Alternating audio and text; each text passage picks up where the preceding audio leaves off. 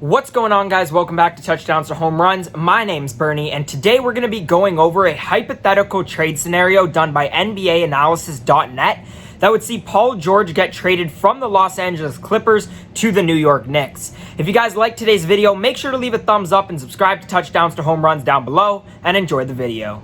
In the offseason, the LA Clippers quickly assembled what we thought was going to be the biggest super team this year, after luring over Kawhi Leonard in free agency, who then pressured the Clippers to sign or trade for another superstar who ended up being Paul George. With no real surprise, a lot of people had the Clippers as one of the NBA contenders this season.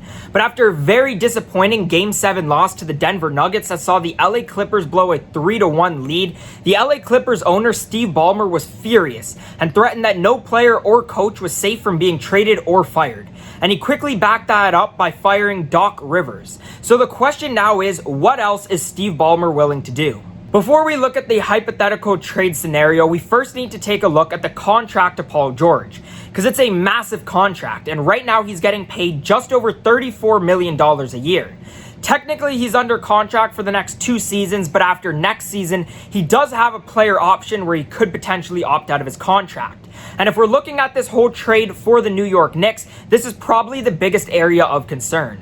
When we're looking at a potential return package that the New York Knicks would have to give up, there's really 2 main aspects that we have to look at. The first is that the Clippers are going to want some part of a future, somebody that they know that they can build around. And the second is that the New York Knicks are going to have to give up 1 or 2 players in order to match the salary of Paul George. When we're looking at the future pieces, NBAanalysis.net brought up 3 different pieces, which are RJ Barrett, the 8th overall pick this year, and Dennis Smith Jr. My guess would be that RJ Barrett has to be a mandatory part of this trade and it won't be completed without him, but my guess is that it will also have to include either the 8th overall pick and Dennis Smith Jr. Because of the opt-out that I was mentioning before in Paul George's contract, I would not give up all 3 pieces if I were the New York Knicks, and 2 would be the maximum of those 3 that I just mentioned. If we're looking in terms of who has to match the contract of Paul George, we're looking at guys like Wayne Ellington and Taj Gibson.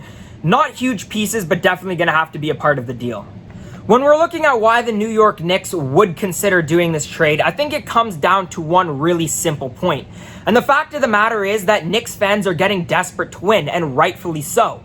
And by acquiring Paul George, they would be getting the best player that they've had on the roster since at least Carmelo Anthony. Yes, Paul George, especially this year, sucked in the playoffs, but a lot of people forget the superstar caliber player that he is. In 2019-20, he still averaged 21.5 points per game, 5.7 rebounds, 3.9 assists, and over the course of his career, he's still a 6-time All-Star, a 5-time All-NBA player, and a 4-time All-Defensive player.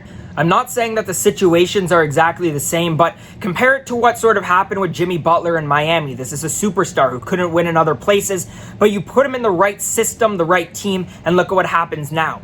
Anytime that you can acquire a superstar, I think it's definitely something that's worth looking into, and I think that who knows with the new coach, the system that the New York Knicks are trying to run, who knows what would happen. If we asked ourselves why the LA Clippers would potentially do this trade, I think it comes from, again, a place of desperation.